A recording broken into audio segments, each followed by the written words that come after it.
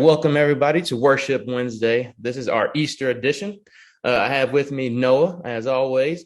If you haven't noticed, last week we did have another video that came out, so go ahead and check on it. It's about the underdog. But this week, to go along with the holiday that we are celebrating, the most important holiday, well, second most or most important, depending upon how you want to see it. It's a very important holiday of the Christian belief. Easter. So this week we decided to talk about Easter and a little bit more into what Easter is. And we decided to go with purpose. This is the purpose of Jesus Christ's life.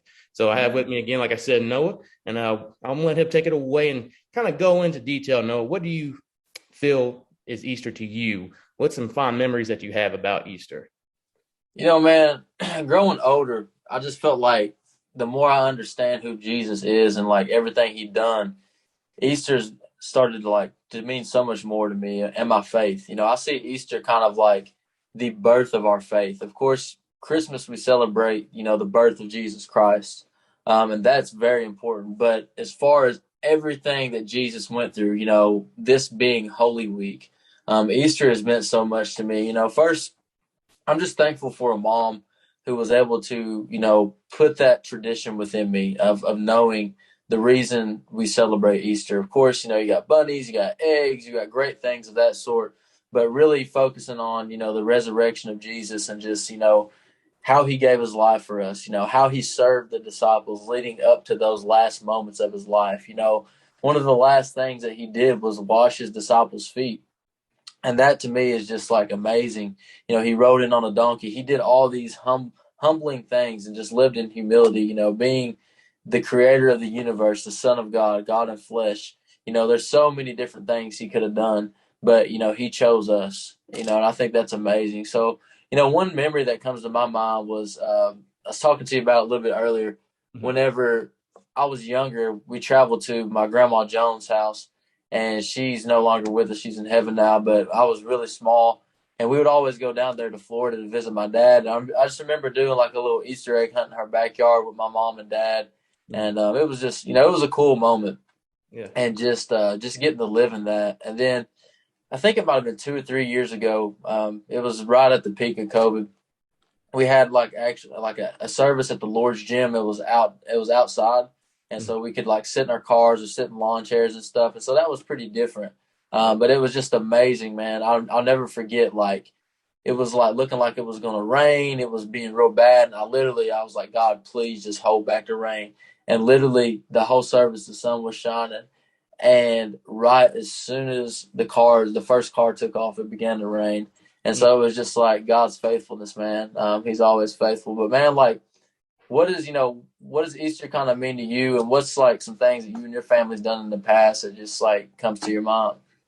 Candy. Nah, I'm kidding. Yeah. Yeah.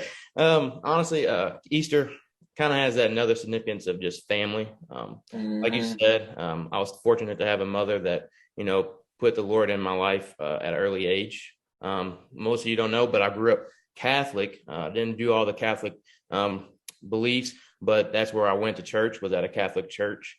And then it wasn't until later on before I became Baptist. But nevertheless, I knew what Easter was. Just it was the family time for me, being able to be a young kid, having the older siblings, going for those Easter egg hunts, them allowing me to get the good Easter eggs, all the candy in Mm-hmm. it. Have you ever had one of those Easter egg hunts where you had money in one of the eggs? Yeah, man, them are the best. Man, Even I if it try to was a snatch them dollar. away. As a kid, if you had Yeah. $1, you're rich, bro. Like if it Oh, ain't changed, you're rich.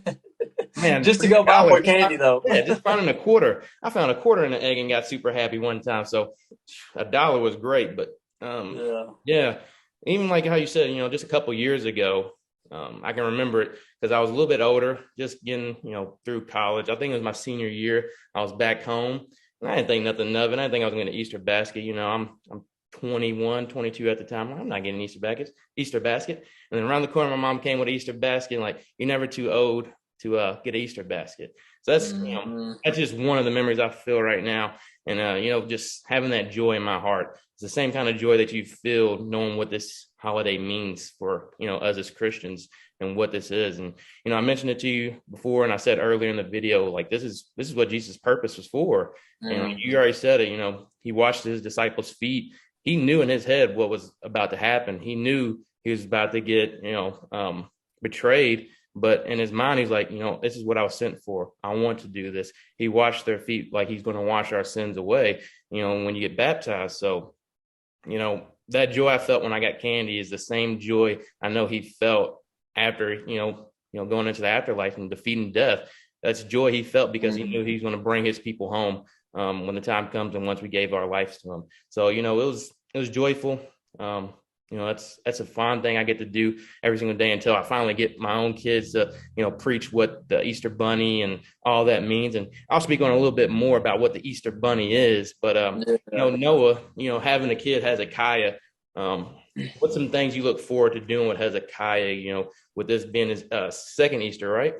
Yeah, man. Yeah. This is the second one.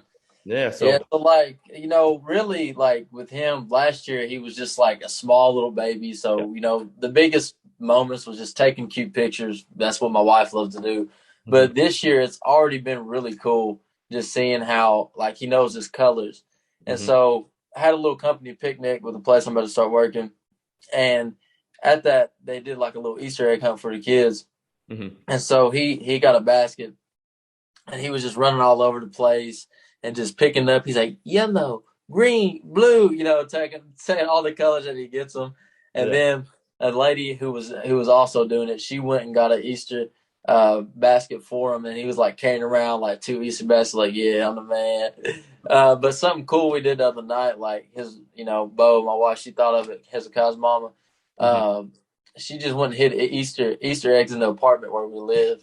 And he was just walking around like excited. He's like, look over here, see over here. But one thing that I love to do with my son, I haven't done it as much here recently, but is even in the bath, when he's taking a bath, I love reading his little children's Bible to him. So just like getting to take him to church, this weekend we're going to take him Easter egg hunting, and getting to do those little moments, and having it recorded on video and taking the pictures of just showing him, how much he's growing right now and how much he's grew over the years. Like, it's going to be a beautiful thing, man. Just family, being a father, it's the biggest blessing. And it's really showed me the love of Christ even more, of like how God was able to allow Jesus to go through that. Like, if you see, you got a niece, what I'm saying? Like, if you see a little baby fall and hit their head or bust their, lip or something, like, you want to attend to them. And it's like God just, withheld and just allowed Jesus to go through what he went through, because he knew that was the only answer, that he was the only perfect sacrifice. And so just installing that in Hezekiah of, sometimes life ain't going to be easy, but, a simple prayer to pray, something me and you've talked about here lately, was what Jesus prayed in the Garden of Gethsemane. You and me and anybody who sees this video, you was on his mind. He said, Father, if you have it any other way, let it be. But then he, right after that, praying, literally sweating blood, he said, thy will be done. And, so I guess I'll ask you the question, like, whether it's your, being your niece or somebody, maybe even you as a father, what do you feel like is something that you can pass along, maybe just to a friend or somebody, about just the simple prayer, thy will be done. You know what I'm saying? Like what that prayer has meant to you, and, kind of relating it back to how Jesus prayed. If Jesus prayed to God, how much more do we need it? You know what I mean? Yeah, right. I feel like thy will be done is a very important one to establish early, because we talked about it in our last video for purpose. We have a purpose in our mind, what we think our purpose is, but God is the only one that knows our purpose. It's his will that will allow us to do and find our true purpose in life. During our job search, we click on job here, like, oh, I want that one. Oh, I want that one. Ooh, that one would be good. Let me click on this and let me try here. But in the back of my mind, I always thought, God, this is my will. This is Tyrone saying, I want to work for this sports team. I want to work for that sports team. I want to do these things. But God, only you will know who's going to give me the call back. Only you can put it into them to let them give me a call back and give me a chance. So whenever I don't get a job, or whenever somebody tells me they went somewhere else, I know that wasn't in God's will for me. It wasn't in my purpose. So, I always think back to that prayer. Like you just said, we talked about it all the time. That's why I always go back to, Lord, thy will be done.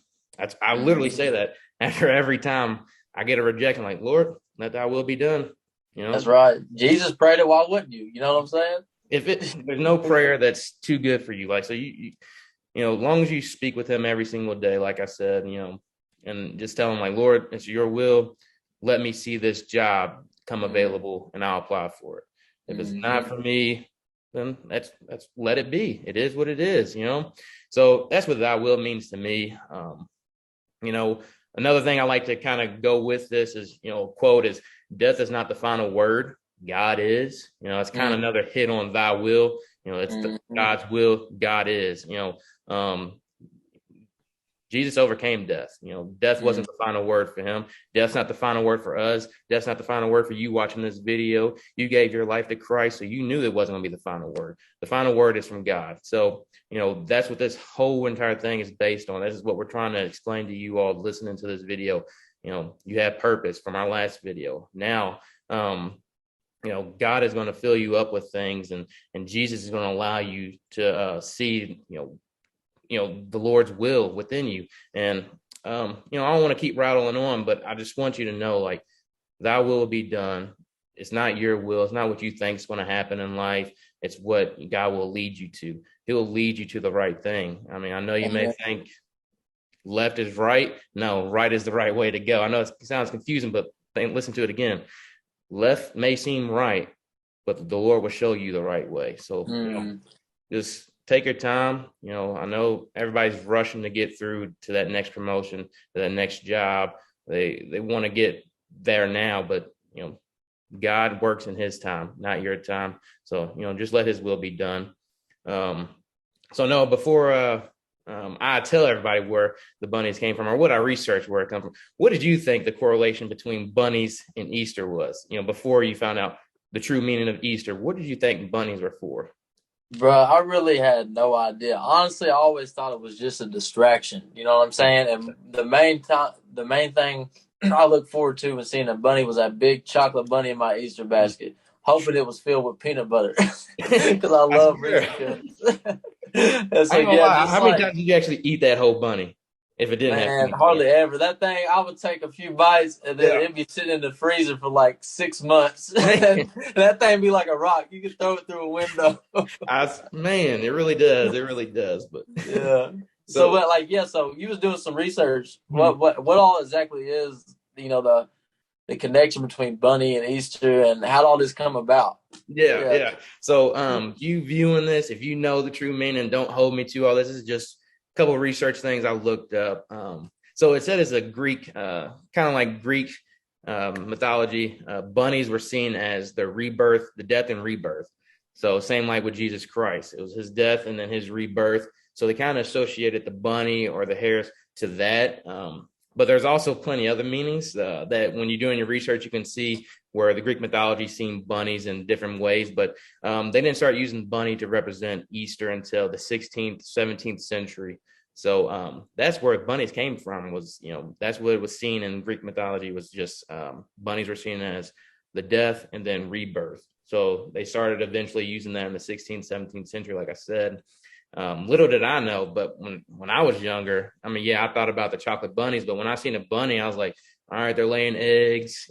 Was Jesus in an egg or something? Is that what? Right? Young Tyrone before he, knew about it. But that's what I was like, what is a egg and a bunny have to do with, But now every time you're at Easter, you think of a bunny. When you think of Jesus Christ now, once you grow older and get more into your faith, you start thinking about Jesus Christ. You start thinking about he is risen. So it's kind of where you go along with it. But the quote of the day I'm gonna leave you with is he is risen. Death cannot hold him. So rejoice in the resurrection of Jesus Christ. That's so right. Be happy. I mean, you can watch Passion of the Christ, which kind of goes into the story. It was a great film. I can't lie to you. I cried the first time I watched it, just thinking, bawled like a baby, boy. Yeah. Jesus went through this. He did it for me and you, man. He did it for all of us. He did it for you watching this. So, it's a great film to watch. I wouldn't say let Hezekiah watch that just yet, or any of your kids out Yeah, man. there. I keep it on the children's Yeah, version. yeah. So, but it's a great film to watch. So rejoice in knowing that what this Sunday is. It's Resurrection Sunday. Before we lose connection here, I don't know what's going on with Wi-Fi, but speaking passionately about the Lord. So let me just go ahead and pass it off to Noah. If there's any last things you want to leave with our viewers, and of course, lead us out into prayer, and then I'll finish this up about next week. Yeah, for sure. I'm gonna read from Matthew 28, verses like 1 through 7, real quick, just about the resurrection. And Jesus, bless this connection right now. And Yes, your yes. Holy Spirit's name. We can't control that, but here we go. It said, early on Sunday morning, as the new day was dawning, Mary Magdalene and other Mary went out to visit the tomb. Suddenly there was a great earthquake, for an angel of the Lord came down from heaven, rolled aside the stone, and sat on it. His face shone like lightning, and his clothing was as white as snow. The guards shook with fear. They saw him, and they fell into a dead faint. Then the angel spoke to the woman. Don't be afraid, he said. I know you are looking for Jesus who was crucified. He isn't here. He is risen from the dead, just as he said would happen. Come see where his body was lying. And now go quickly and tell his disciples that he has risen from the dead, and he is going ahead of you to Galilee. You will see him there. Remember what I have told you. The beautiful part about this is he says, go and tell. Mm-hmm. And I think that's our call for anybody, is just to go and tell the good news. And like Tyrone said, be joyful, celebrate this weekend. Even if you don't have nothing to celebrate, you can celebrate the fact that God is still good and that Jesus is still on the throne. And like Ty spoke of earlier, he died and rose again so that we may live forever. Like, this is eternity. I think about, I'm sure anybody who watches this has some loved ones that's passed. My grandma passed away in 2020. My papa, cousins, uncles, for all those who have accepted Jesus, he died so that we could see them again.